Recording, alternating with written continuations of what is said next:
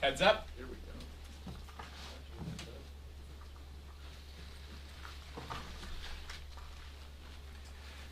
Good afternoon, everyone. From the very beginning of this Congress, House Democrats have repeatedly made clear that we will find bipartisan common ground with our Republican colleagues on any issue whenever and wherever possible in order to make a difference in the lives of the American people. And throughout this Congress, House Democrats have governed from the minority as if we were in the majority, in order to deliver real results for everyday Americans and to solve problems for hardworking American taxpayers. Our commitment remains the same. But we need traditional Republicans to break with MAGA extremists and partner with us so we can keep the government open and meet the needs of the American people. What's the challenge? Donald Trump has ordered extreme MAGA Republicans in the House to shut the government down unless they can jam parts of Trump's Project 2025 agenda down the throats of the American people. That's a non-starter. We will not let the American people be extorted by extreme MAGA Republicans who are trying to turn back the clock, undermine freedom, and suppress the vote because they don't believe they can make a compelling case to the American people on November 5th. Questions? Jeffries, you said in June that with regard to the appointments of Ronnie Jackson and Scott Perry to the House Intelligence Committee, that if Democrats take the majority, you, quote, a different decision would be made. Do you plan to decline to reappoint those two individuals to the committee if the Republican leader reappoints them? And would any other Republicans be at risk of exclusion from the committee? To be continued. So have you talked directly with Johnson about what this next play might be, or is it just anticipated that we're waiting for the Senate here? I mean, is there any negotiation at all in terms of saying, okay, I can deliver this many numbers on a straight CR, nothing like that? The House has a responsibility to keep the government open and meet the needs of the American people. Pursuant to the United States Constitution, all appropriations bills have to initiate in the House of Representatives. The extreme MAGA Republicans are determined to shut the government down and hurt everyday Americans because they are on an ideological crusade. This is not anti-woke week. It's Project 2025 week. In fact, every week is Project 2025 week because that is the extreme MAGA Republican agenda. And we're determined to stand up for the American people. I have not spoken to Speaker Johnson today or subsequent to the collapse of the House Republican shutdown bill, but time is short. Our staffs are in communication with each other, and what occurs over the next few days will be determinative as to whether we can find the common ground necessary to fund the government, avoid a shutdown, and meet the needs of the American people. This should not be complicated. In May of last year, more than 300 members of the House of Representatives, including a majority of House Republicans, supported the Bipartisan Fiscal Responsibility Act, which set top-line spending numbers for fiscal year 2025. And we all agreed that partisan policy writers would be left out of any appropriations bills. House Republicans are violating their own agreement. Why? Because they want to jam Trump's Project 2025 agenda down the throats of the American people, and in the alternative, shut down the government. That's reckless and irresponsible. We will continue to stand up for the American people. Would that include money for the Secret Service? Just to follow up on Chad's question, you said you haven't spoken to Speaker Johnson since the bill his proposal failed last night. Can you characterize more generally what your conversations with the Speaker have been on this? Are you guys on the same page about how this ultimately will end? Does the speaker understand that this is leading towards a clean CR? Any private conversation with Speaker Johnson will remain private.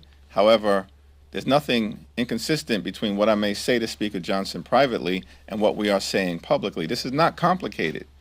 We have already reached an agreement connected to the Bipartisan Fiscal Responsibility Act with respect to the top-line spending number for fiscal year 2025. And we will not accept any partisan, right-wing policy changes to current law.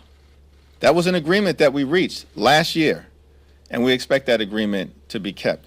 We are also, as House Democrats, not going to allow Republicans to cut $12 billion in funding for veterans' health care that would undermine our ability to meet the needs of veterans who are suffering painful exposure to toxic substances, burn pits, and Agent Orange. As House Democrats, we will not let extreme MAGA Republicans shortchange our military readiness to the tune of $6 billion, and we will also not let House Republicans fail to meet the needs of the American people who are suffering from the harmful impact of extreme weather events by shortchanging the American people by $25 billion.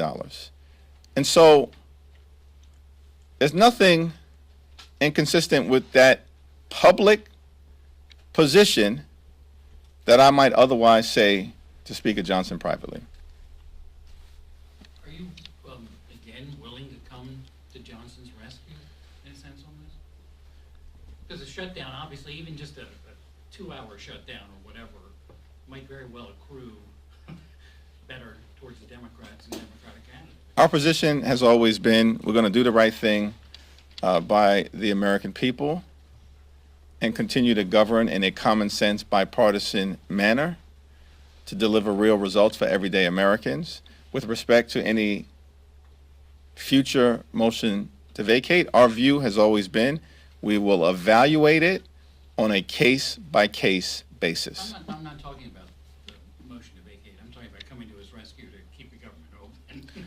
Well, it's not coming to Mike Johnson's rescue, which is why I was confused a bit by the question. It's coming to the rescue of the American people.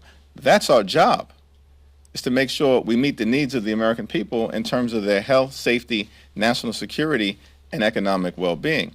Democrats have repeatedly demonstrated that we will do what is necessary to deliver real results for everyday Americans. We want to avoid a shutdown, but we are also not going to pay the MAGA extremists' ransom demand of jamming parts of Trump's Project 2025 into an appropriations bill and down the throats of the American people. Can you just lay out some of your top concerns about the SAVE Act, which is an attached to the spending bill? It's a voter suppression bill that is simply designed to enact parts of Trump's Project 2025 agenda. Current law is very clear. It's very clear. What is so complicated about the fact that only citizens under the United States Constitution and federal law are permitted to vote in federal elections? Thank you, Mr. Leader. Now, I want to talk about Amber Thurman, the black woman who died of sepsis after being denied medical care due to Georgia's abortion ban. Now, she was only 28 years old and left behind a young child.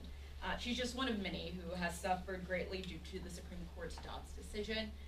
But what message can you send those who feel hopeless around matters of reproductive freedom?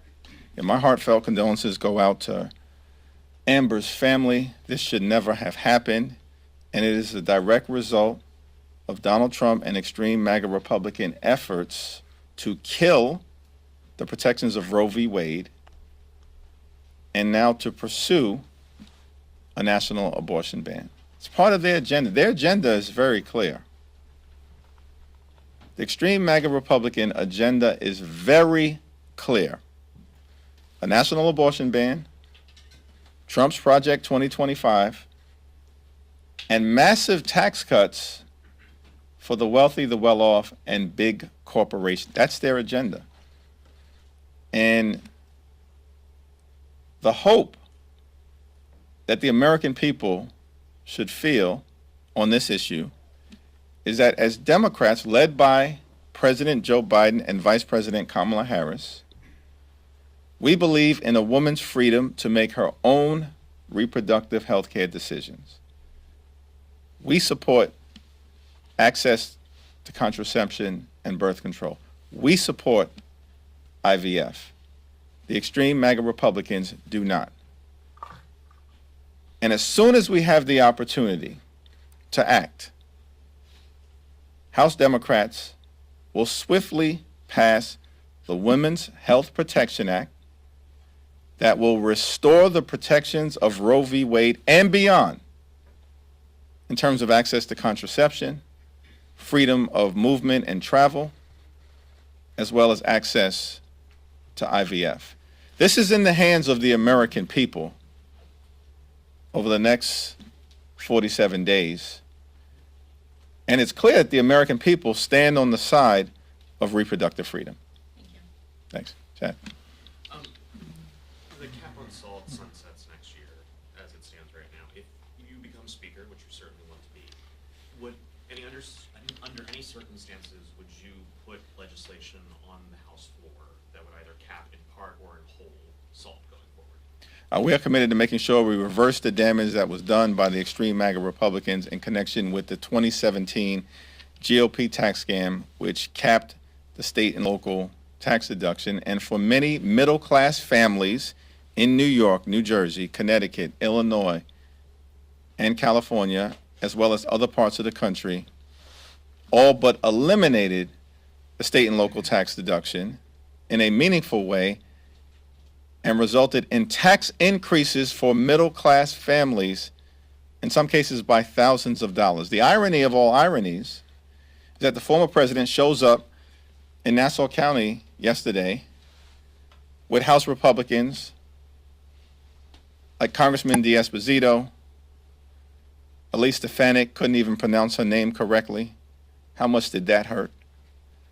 And so many others who were responsible for detonating the state and local tax deduction or have failed to restore it and now want to claim that they're going to come to the rescue. They were the arsonists who burned down the state and local tax deduction, and they have no credibility in trying to pretend right now that they'll be the firefighters. We will work in a bipartisan way to restore the state and local tax deduction. But here's why the November election is so important on this issue. State and local tax deduction cap will lapse on its own as of December 31st, 2025. It will lapse on its own. No action is required. And so who has the gavels on January 3rd in the 119th Congress will determine whether the state and local tax deduction is restored in full or whether it continues to be capped in a way that hurts middle-class families. Thank you. You made clear that you want a clean, short-term CR, but there's a group of senators that want some emergency relief for natural disasters. There are others who want some emergency funding for the Secret Service. When you say clean, are you willing to accept anything at all, or do you mean it just has to extend for funding as it currently exists? Yeah, we are open-minded about meeting the needs of the American people in the context certainly of disaster assistance. And we've got to get the Secret Service into a position where its protectees can be shielded in the most maximum way possible from harm. That means President Biden, former President Trump, Vice President Kamala Harris, Governor Tim Walz, Senator J.D. Vance, or anyone else who may fall within the scope of Secret Service protection. In the House, we have a bipartisan task force led ably by Congressman Jason Crow on our side that's working in good faith with House Republicans to assess the situation in terms of the failures to date connected to the Secret Service and to come up with recommendations as to how do we prevent the type of situation, the type of close call that has now occurred with the former president from ever happening again. We're committed to that exploration and turning the situation around with respect to the Secret Service, but I do not want to get out ahead of the bipartisan recommendations from the task force that will be forthcoming. But disaster relief you could accept on CR? A disaster relief, I think, is probably ripe for a Four Corners agreement, and that's not to say that addressing the Secret Service is not ripe at this point in time, but that investigation is still ongoing by this bipartisan task force, and they haven't presented any recommendations to us at this particular point in time. Thank you, Mr. Leader. Going back to New York, the former president, as you mentioned, was in the state. New York and California are key to you all winning the majority. You've expressed confidence in the prospects in New York. How confident are you in the work that you and local leaders have done to shore up the state and win back that state after Donald Trump said that not only will House Republicans keep the House, he's going to win New York? Just what's your reaction to that comment, and how confident are you that those seats that Republicans won in 22, you all win back in 24? It's a laughable suggestion by the former president, Donald Trump, that he's going to win New York. He will not win New York, and it will not be close. And for the life of me, many of us can't figure out why the so-called swing seat Republicans in New York have tethered themselves so closely to Donald Trump. The explanation is that they've been exposed as extreme MAGA Republicans and have stopped trying to pretend to be moderate, because that hasn't worked. And so we, under the leadership of Governor Kathy Hochul, in partnership with Senator Kirsten Gillibrand, feel as though we are prepared to do what's necessary to make our best possible case to voters in all of the contested congressional elections in New York. Governor Hochul should be commended for leading a significant effort to strengthen the New York State Democratic Party, and in partnership with Senator Kirsten Gillibrand, who's done an incredible job, stand up a coordinated campaign for the first time in modern New York history that rivals anything that we've seen in battleground states across the country. Thank you. Go back to this side. Yep, you got it. As folks head home to campaign in a few weeks, what is your message to Democrats about what your legislative agenda would be if you guys won next year? House Democrats are going to continue to put people over politics and to fight for lower costs, to grow the middle class, and to defend freedom, including a woman's freedom to make her own reproductive health care decisions. We need to take decisive action in the new Congress, partnering with enlightened leadership in the White House and with our colleagues in the Senate to address the housing affordability crisis and lower housing costs for everyday Americans. We need to make sure that those Americans who are struggling to live paycheck to paycheck can get ahead as opposed to simply getting by.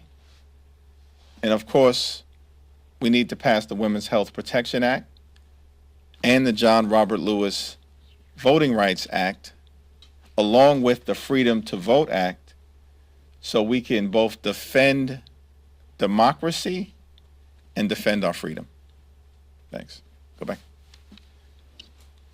misinformation is going to be a big issue this campaign cycle, and we've already seen a lot of it. We've seen lies being told about Haitian migrants in Ohio, and we've also seen lies being told about Senator J.D. Vance and a relationship with a couch.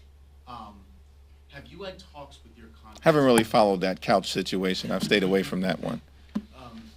Have you had talks with your conference about being careful about, seeing something online and exasperating it or sharing it? From our standpoint, we continue to keep the focus on issues related to making a difference in the lives of the American people, lowering costs, addressing the housing affordability crisis, growing the middle class, fighting for reproductive freedom, and defending democracy. We also will contrast that with the Republican agenda, which is a nationwide abortion ban, Trump's Project 2025, and massive tax cuts for big corporations. There's no need for us ever to engage in conspiracy theory peddling or propagating misinformation, because on the issues, Democrats are right and Republicans are wrong.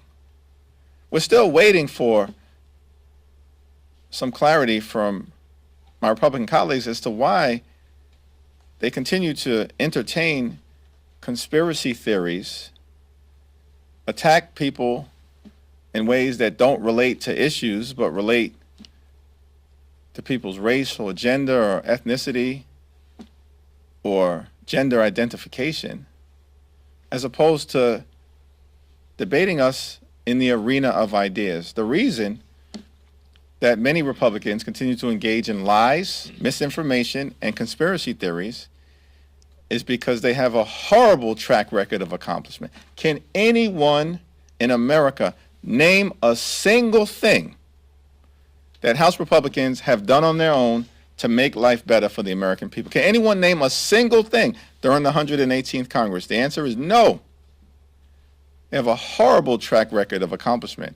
Instead, they visited chaos, dysfunction, and extremism on the American people. And their vision for the future is deeply unpopular, which is why they're running away from their extreme agenda. But House Republicans can run. We will not let them hide from their desire to impose a nationwide abortion ban, Trump's Project 2025 agenda, or big tax cuts for the wealthy, the well-off, and big corporations. We will not let them hide, and we're going to contest them in the arena of ideas. Thanks. Yep.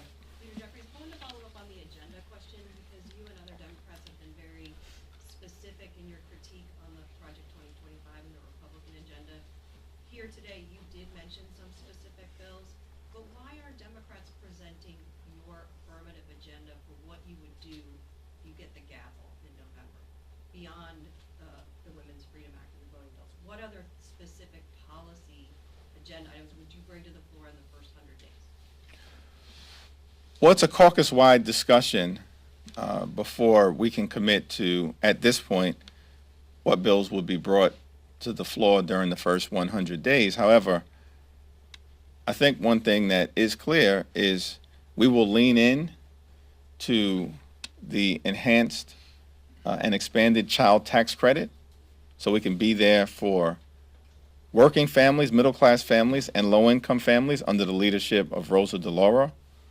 We will lean in to lowering housing costs and making sure we address the affordability crisis, and look forward to partnering with the Harris-Walz administration in that regard, who have articulated a clear plan to make sure that rent can be afforded and home ownership opportunities made available to all Americans. And of course, we have to defend freedom and democracy through enactment of the Women's Health Protection Act, Freedom to Vote Act, and John Robert Lewis Voting Rights Advancement Act. Thanks. Can I get your reaction to the explosions we saw in Lebanon this week, targeting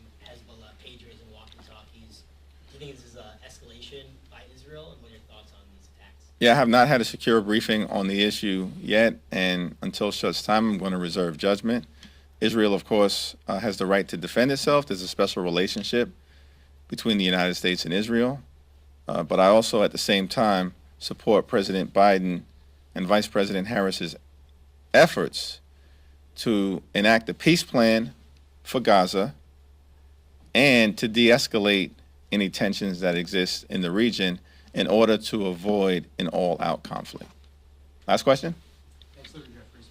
A couple weeks ago, the DOJ and the FBI did a big press conference highlighting Russia's efforts to interfere in our elections. Now that we have seen that Iran is also doing the same thing, but seemingly in the favor of the Harris campaign, do you think that the administration or the Harris campaign need to do more to bring attention to that as well? I think so far we've seen maybe a press release, but given that the other situation got so much press and so much attention. Foreign interference in American elections is unacceptable in any circumstance. That is the Democratic position. It's our hope that that will be the Republican position as well. Thank you.